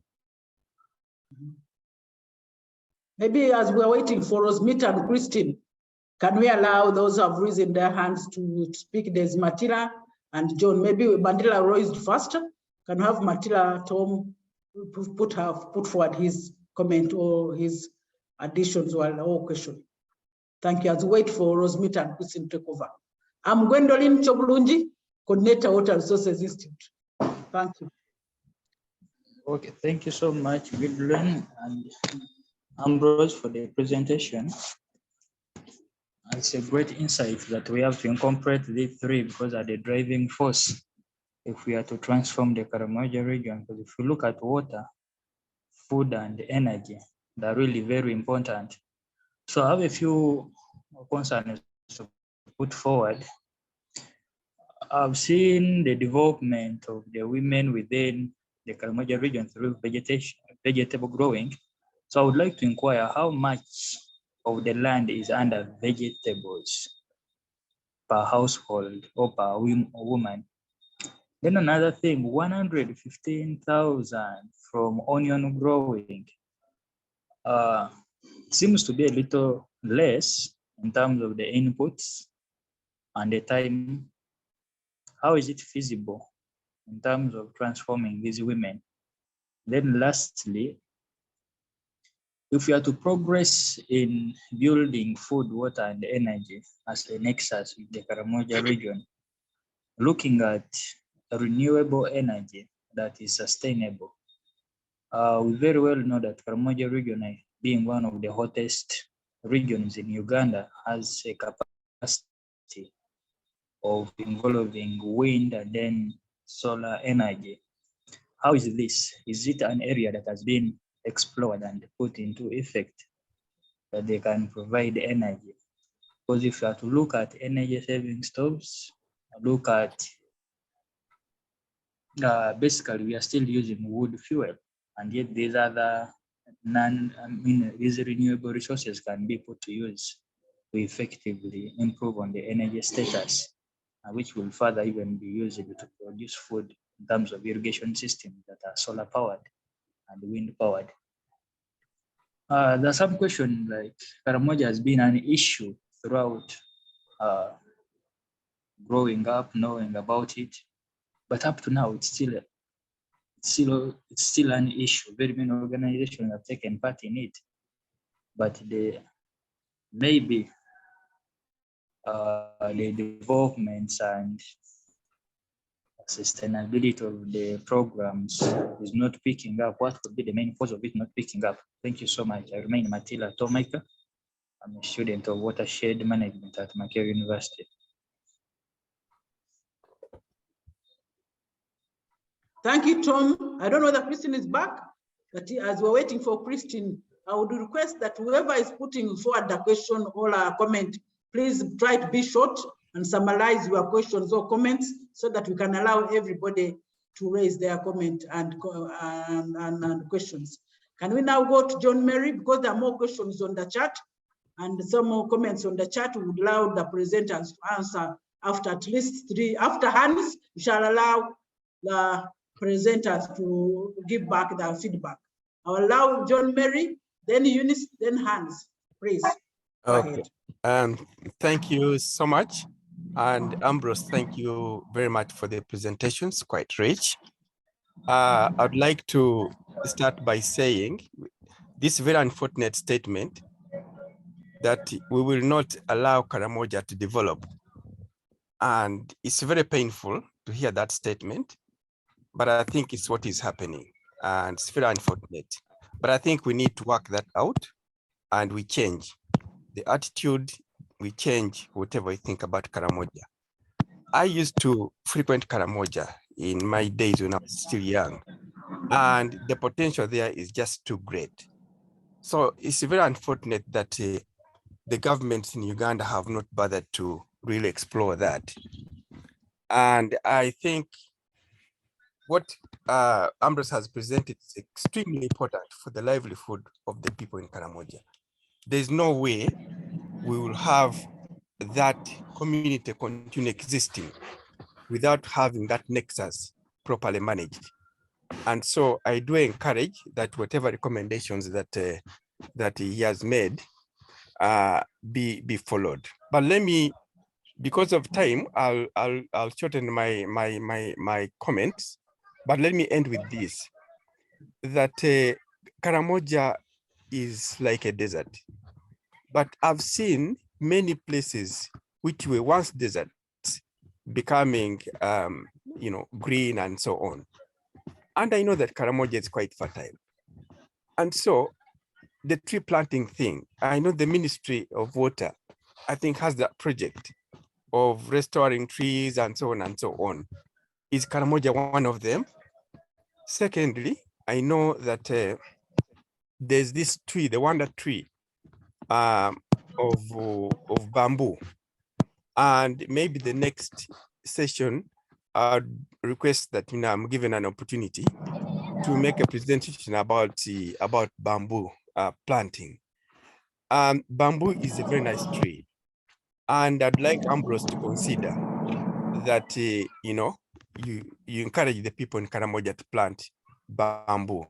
And for the ministry itself, really, if you care about the people in Karamoja, take that up. Let Karamoja be filled with green, and it can be greened with bamboo trees. So please, let's not take this as a joking matter. I mean, bamboo, we've had stories in Brazil, we've had stories in China, we've had stories where that bamboos are doing great. John Mary, your time is over. Okay, so can we please go ahead and have our bamboo trees planted in Karamoja? Thank you so much. Thank you, John Mary. Can we have Eunice? Can you have Eunice? Thank you so much. And I want to thank the presenters for this wonderful information that we are getting. And my question is, much as the climate change is affecting food security in Karamoja region, we also realize that there is also insecurity. I'm wondering how this issue of insecurity will be handled, because it also adds much on the food insecurity in the area. Then the second question is about the crops grown. As we've seen on the presentation, most of them is horticulture, the vegetable growing. And I would imagine for these people of Karamoja to survive famine, to move out of food insecurity, they need also food like maize, meat, the staple foods that would help them to move out of food insecurity. And so I don't know what plans are there for them to have like maize, like beans, like cassava planted actually on a large scale, so that these people are also able to move out of food insecurity. Thank you. Thank you, Eunice. I don't know whether Christina Okello is around or he has not yet joined the line. Is Christina online? Okay, let's go to Hans. And then after Hans, I would wish the presenters to respond to these questions and also check on the chat and respond to the questions that were raised on the chat. Thank you. Thank you. And Ambrose, excellent presentation. This is Hans. Although I used to be in Tanzania, but currently in Kibu. My question is, if you could clarify a bit on the pest and disease concoctions you presented, but my main question is around upscaling some of the key elements that you have been able to realize in Karamoja. I know that Karamoja and the whole northern or dry regions, they may have potential benefits. So what elements do you think could be scalable? And if not, what are elements that cannot be scaled? My other question, which is in the discussions, I'm not sure whether we have done a critical analysis of how cities contribute to problems in the hinterlands. I think for the webinar group, there's need to discuss that elements, because if you are talking about charcoal are mostly used in the cities. That's a few so it would be good to have that discussion. Thank you. Muted. There's Jessica Milton, please. Jessica Milton, can you mute yourself? Thank you. Thank you, Hans. Gwendolyn, yes. I hope they heard me, because somebody was making a lot of noise there. Yeah, that was Kwesiga, I think. But I saw some questions on the chat from you, Hans. Yes. I hope the presenters have checked the questions in the chat. I'm seeing Christine is back on the call. Christine, I had hijacked your responsibility. Can I hand over to you, please, Christine? I did some small justice, but when you are not around, I had allowed some people to make comments. I had John Mary, I had Hans, I had Eunice, and I had Tom who made comments. And I had requested that after Hans, the presenters come up with thank you so much, Xavier. Thank you for the great team spirit keeping in for me. And thank you for the great team spirit. I think we are moving on well. The questions can keep coming in, but we also need to be mindful of time. We literally have 6 minutes to 1, and we're ideally supposed to end at 1. But we can maybe exceed by some few minutes just to allow the presenters to respond to the questions. We can go on. Thank you. Okay. Christine, I've handed over to you. All right. Who else is? Who else would like to submit? My Christine. network. Yes. Hello, please. Christine. Hello. Yes, Christine. Hello. This is Gwendolyn. This is Gwendolyn. We had agreed that after Hans' presentation, we allow the presenters to respond to the questions, and also the presenters to look in the chat and respond to those questions in the chat, since others can continue giving their questions. Thank you. Hand over back to you, Christine. Thank you so much. So Ambrose and David, you can respond to the queries, to the concerns. To us, the participants, let's keep those concerns, opinions, and perspectives coming on the chat. We are going to take note of them.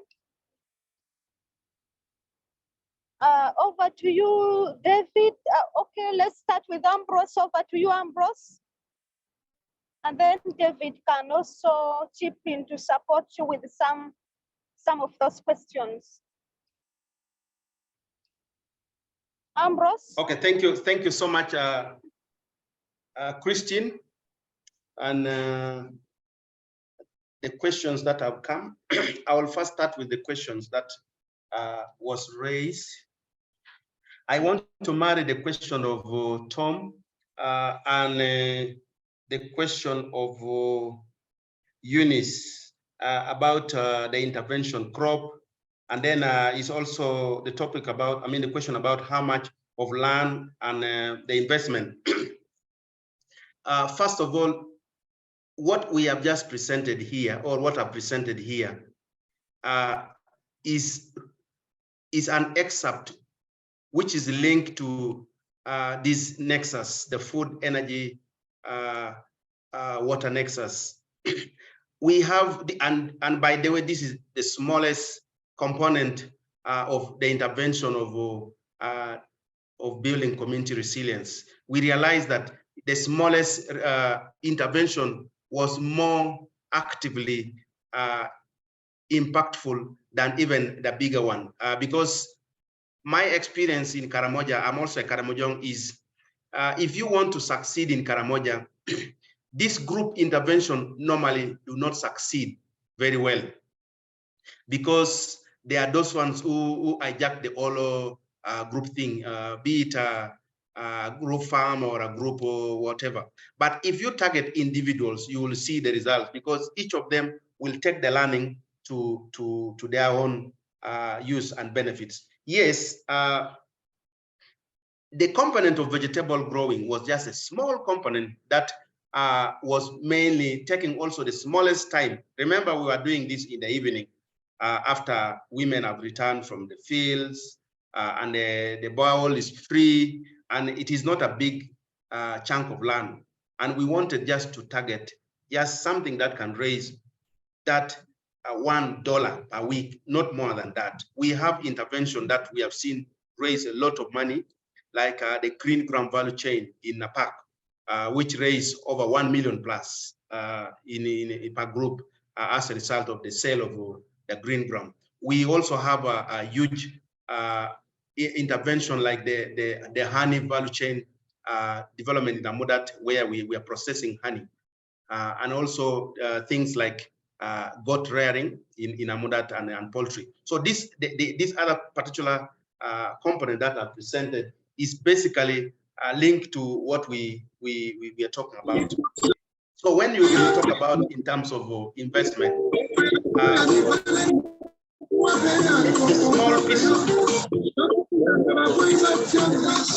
Hello, somebody's having an interlude. Can somebody mute?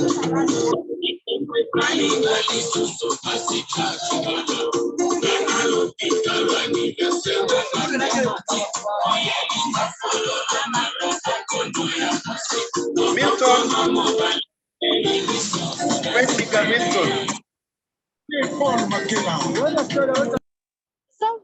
Milton, please mute your. Kindly mute people who are making noise. Sylvia, you can kindly mute people. Thank you. Go on. Thank you. So when you do investment or an analysis, you will find that this is basically a gendered activity that we wanted women to have money instead of depending on their husband. In terms of land, the land is very small. Remember in Karamoja, before the animals were stolen, the Karamojong used to have livestock at home for nutrition. But today, most of these animals are not there. They are a source of conflict. So you are safer when you have a kitchen garden of Bo or Sukma week, where you can sell and get your 2,000, 5,000 in a week. Then you also went ahead and asked energy saving stock versus renewable energy. This is one step that you need to take. The fact that we are able to harness the use of renewable, energy saving stove, which is absolutely changing the labor dynamics in Karamoja. Women are able to utilize some of their time to do a lot of work that they were not able to do because they had to look for firewood, and the firewoods are very far. So this is something, but already we are in conversation with FAO to test the use of renewable energy. We are going to have about 2 sites that we are going to have irrigation equipment with the help of solar in Napak and Amudat. So that one, maybe when we see the results, we can also present. And then the other question you went on, I don't know if it was a question or it was a comment that Karamoja has had this problem for long, since we were young. Of course, Karamoja, not only Karamoja, when you look at Karamoja, you need to look at Karamoja from the greater Karamoja cluster, which brings the entire northwestern part of Kenya, Turkana, Ethiopia, and South Sudan. So you find that the entire region is problematic. If you look at in terms of development indicators in those areas, they are the same. So it needs a regional approach in terms of addressing some of the issues. And somebody also asked the question that there has been a lot of conflict in the region. What about the conflict? This conflict is there, but of course,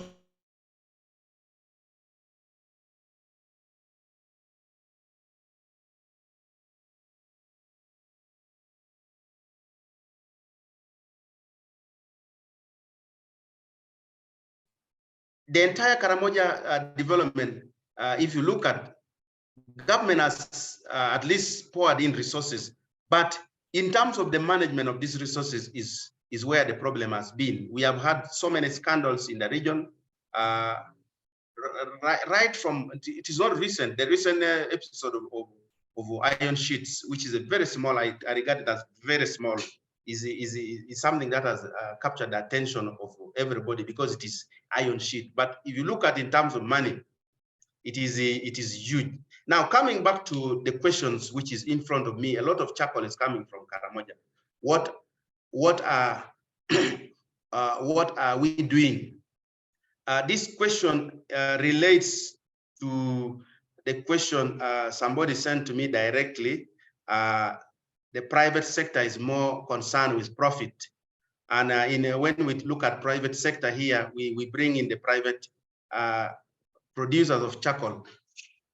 The entire issue of environmental management in Uganda, you are looking at charcoal in Karamoja, but let's look at it broadly in terms of environmental management in Uganda. We have very good frameworks in place, but the question is, do we have the political will? Do we have the mandate in terms of enforcement? You can enforce. We have seen recently in a social media clip in Amuro where the communities stopped trucks carrying charcoal. The same was tried in Abim, and when the communities stopped some trucks carrying charcoal, there was orders that came from above. So these are things that we need to talk about. That we need when we have these frameworks in place. How about the enforcement? These are some of the challenges that come along with which we can, as an NGO, we cannot handle because it is beyond us. And then there's the question: is most organizations and NGOs are being Gabang? I don't know what Gabang. They are most of their efforts centered to address issues of Karamoja, but region seems to have learned nothing. Forgotten nothing in terms of development, needs a sustainable solution. The issue of Karamoja is basically discipline. When people are given money, because people regard the Karamojong as illiterate, when resources are allocated to Karamoja, so you find that people who are supposed to have that morality to deliver, they fail. When I used to work for Dan Church Head, John Mary, you are aware we used to have a community or citizen-driven approach where the communities are empowered to monitor the service delivery in terms of planning up to the tail end. And I think this is what is needed in Karamoja. Another question is Karamoja in interest. I have answered that. Women, Karamoja have done a lot, improve their lives, famine, but Karamoja men done what? Okay. Karamoja men is a question of one step to the other. From the testimonies, you could see that most of these women that we are working with, some of them, polygamy in Karamoja is high. Some of them majority who join the groups are the ones that are neglected by their husbands or whatever reason. But because they take this intervention, the skilling, the knowledge that we provide them seriously. And once the man realizes that there's a change from this household, automatically you find that the man joins. We have seen during the initial stage of forming the farmer field schools, the men are not there.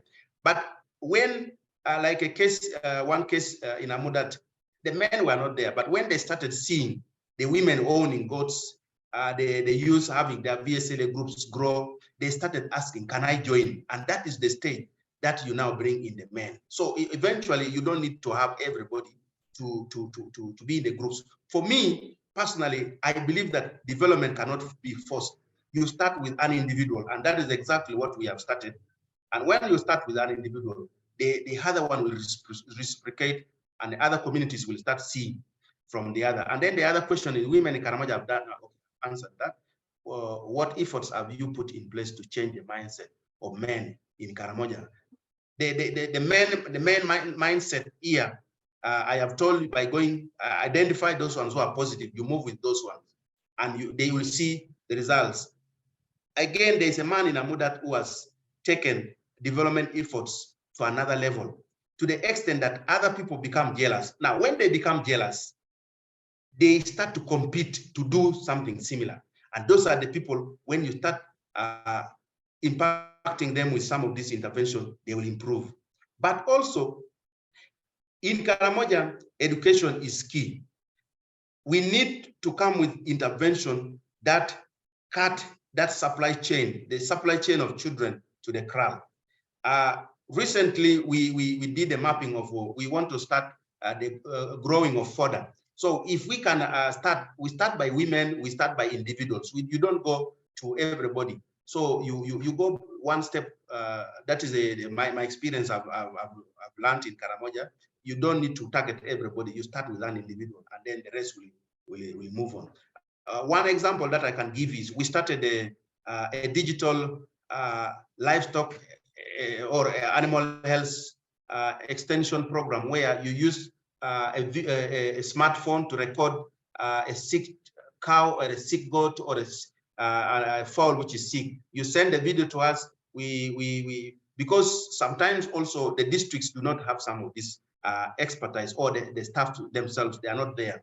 So in most cases, we have sent these videos to FAO. So FAO expert, livestock experts, diagnose using those videos, and they send back to us. We call the owners of those livestock and tell them the problem with your cow or goat is this. And we link them to a service provider in Matany or in any of the urban centers dealing in a livestock drugs. And these people have the money, they will get the money. Our work is basically to go and provide the technical support, and we have seen results. So once one person see, today as we speak, we receive calls from communities. We have this, but we do not have a smartphone to record. How can you help us? So these are some of the interventions that we want to innovate and use the cultural approach, which is acceptable. And then the next question is linkage with the local government staff. We have, of course, we have done this with the support of the sub-counties where we have worked. We have supported by strengthening their capacities through the work that we are doing on the ground, but also FAO and MAIF have been very useful. They have been inviting a number of these extension staff for training and also equipping them. So regarding building resilience among farmers, is there effective, what is that? Is there effects of incentive for increasing adoption on the adoption of rates of soil and water conservation technologies by subsistence household? Okay, one other thing that we have been doing is we have been promoting planting of indigenous trees. Traditionally in Karamoja here, Karamojong believe that indigenous trees grow on their own, but we tested by having these indigenous trees like tamarind, like Padodavia, we have things like the balanites. We have tested, and some others. We have tested them because these species of trees are very resilient as long as they actually survive the first season. The next season, even if it dries, you'll see it come back. So we have tested by allowing them to plant these trees along the boundaries to sort out the problem of land conflict.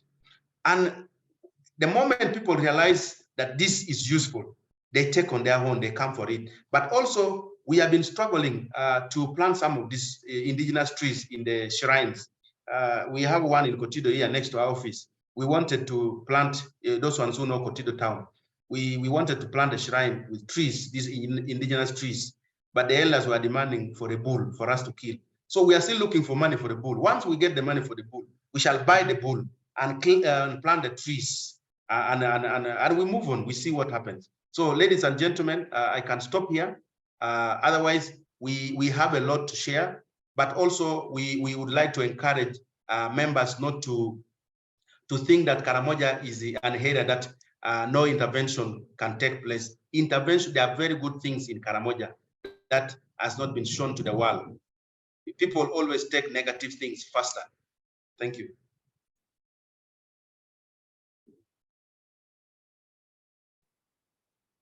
Christine?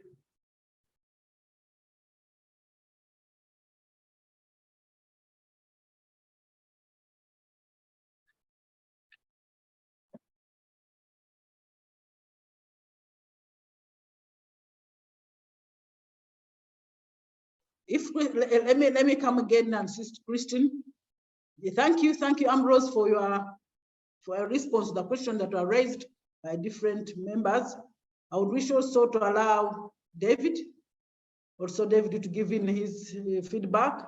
And please remember, we are about to go off. In 7 minutes, we'll be off.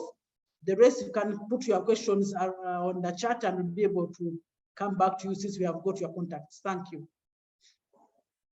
David, the floor is yours. Yeah, thank you. But Ambrose has actually responded to most of the questions. And I can see also, which one? Yes, he has responded to most of the questions that I can see. And some of the questions have also responded in the chat that people can actually read. Thank you. Thank you, David. Maybe we can take back the mic to the Water Resources Institute before we close at 13:20.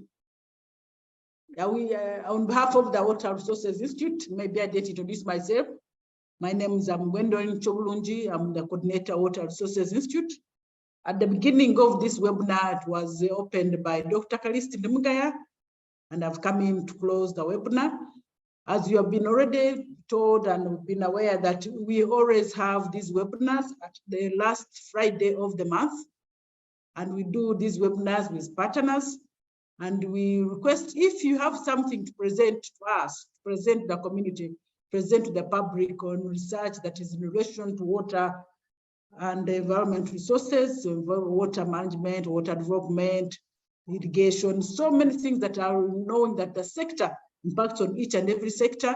Please, you need to get in touch with the Ministry of Water and Environment, Water Resources Institute to schedule your presentation, to schedule your research so that we can be able to share it on our webinars. We have only one webinar at the end of Friday, the last Friday of the month. Please take note, and we need to always, and thank you for responding to our call to come and participate and attend this webinar that we have been holding with partnership with FAO and other partners under FAO umbrella. We thank you, and please note that we'll be sharing with you the PowerPoint presentations. We'll be sharing with you with the comments. We'll be sharing with you the recording from the Ministry of Water and Environment, Water Resources Institute. And on that note, please thank you. See you again in May. Bye. I don't know whether I thought, sorry. Is there any comment? David, I can see you. Okay, I would also want to thank the participants for joining the webinar. It's really been very, very interesting. We can also go one-to-one to get to understand some of the things we are implementing. Otherwise, thank you very, very much for your participation and a nice weekend. Thank you, David. Oh, I am also back on the call. Let me also thank everyone. Thank you for your participation, for your time. And thank you for the opportunity to meet with all of you here. We meet next time. Have a great weekend. Please, please reach me directly on my email address. My email address is in my presentation. Please. Thank you very much. Thank you very much, Ambrose. Thank you, Okello. Thank you, Akello. Thank you, David. And thank you, Rosemita. And thank you, everyone. Okay, bye. Have a nice weekend. Bye.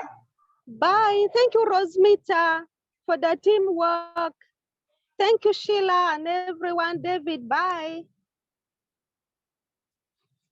Thank you. Bye-bye. Bye. Thank you for moderating.